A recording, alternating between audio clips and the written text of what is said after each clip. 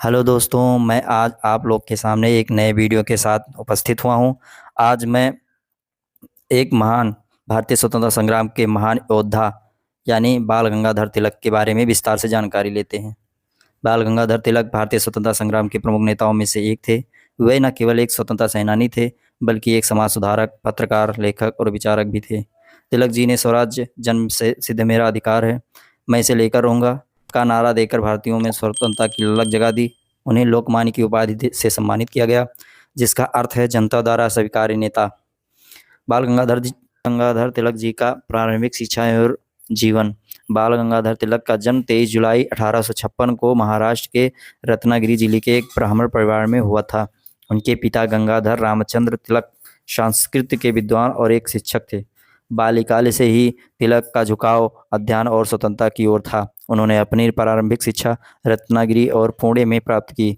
बाद में वे एक डक्कन कॉलेज पुणे से गणित में स्नातक प्राप्त किए। तिलक ने कानून की पढ़ाई की, लेकिन उनका झुकाव राष्ट्रभक्ति और समाज सुधारक की ओर अधिक था।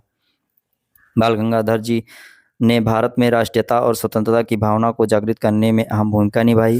वे भारतीय राष्ट्रीय कांग्रेस में शामिल हुए और जल्द ही उन्हें गर्म दल यानी उग्र राष्ट्रवादी गुट के प्रमुख नेता बन गए।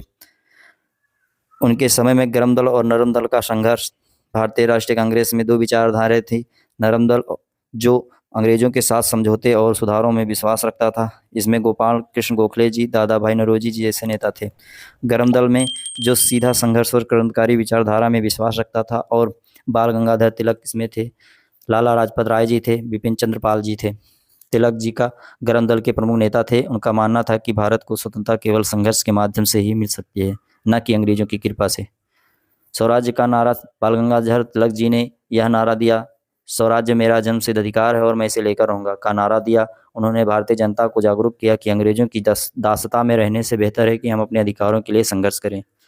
उन बाल गंगाधर जी का पत्रकारिता लेखन कार्य। तिलक ने अपने विचारों को जनता तक पहुंचाने के लिए पत्रकारिता को एक मजबूत माध्यम माना। उन्होंने केसरी, मराठी, मराठा, अंग्रेजी दो नामक समाचार पत्रों की स्थापना की। इन अखबारों में वे ब्रिटिश सरकार की नीतियों की आलोचना करते और भारतीय जनता में राष्ट्रभक्ति की भावना उग्रत करते थे।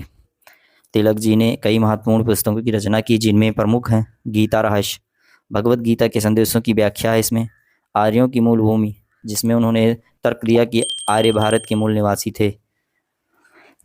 बाल गंगाधर तिलक केवल स्वतंत्रता सेनानी ही नहीं, बल्कि समाज सुधारक भी थे। उन्होंने भारतीय समाज में कई सकारात्मक बदलाव लाने के लिए कार्य किया।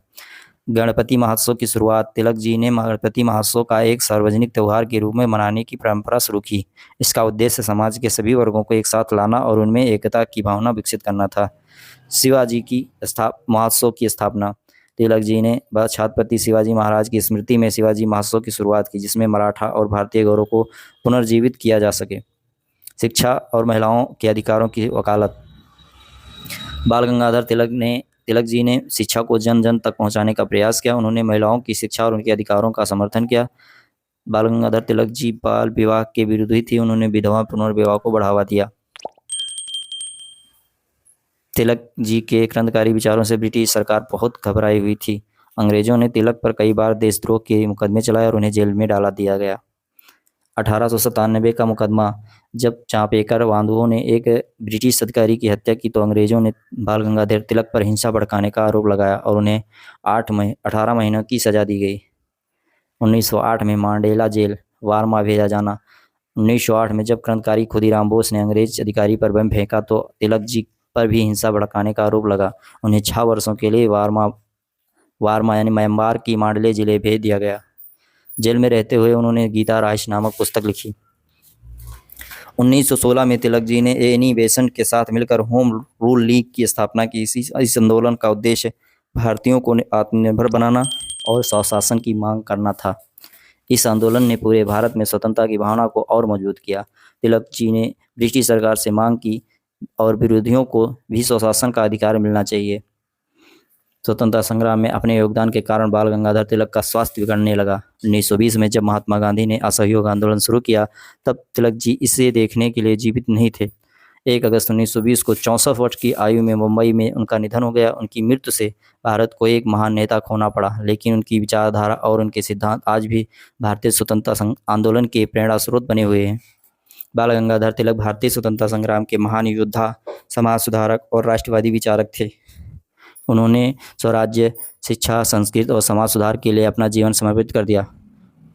बाल गंगाधर तिलक के विचार और संघर्ष आज भी हमारे प्रेरणादायक हैं। उनका योगदान भारतीय इतिहास में स्वर्णाक्षरों में लिखा जाएगा।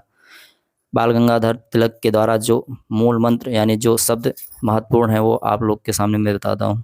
उनका नारा था, स्वराज्य मेरा जन्मसिद्ध है। भारतीय राष्ट्रीय कांग्रेस में ग्रम दल के प्रमुख नेता बने। केसरी मराठा अखबारों के माध्यम से जन जागृत की।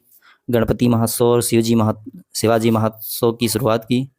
होम रूल लीग की स्थापना की। ब्रिटिश सरकार द्वारा कई बार जेल गए और गीता रहस्य अन्य रचनाएं लिखी। बाल गंगाधर तिलक जी का जीवन भारतीय स्वतंत्रता संग्राम के इतिहास में सदैव प्रेरणादायक रहेगी और रहेगा।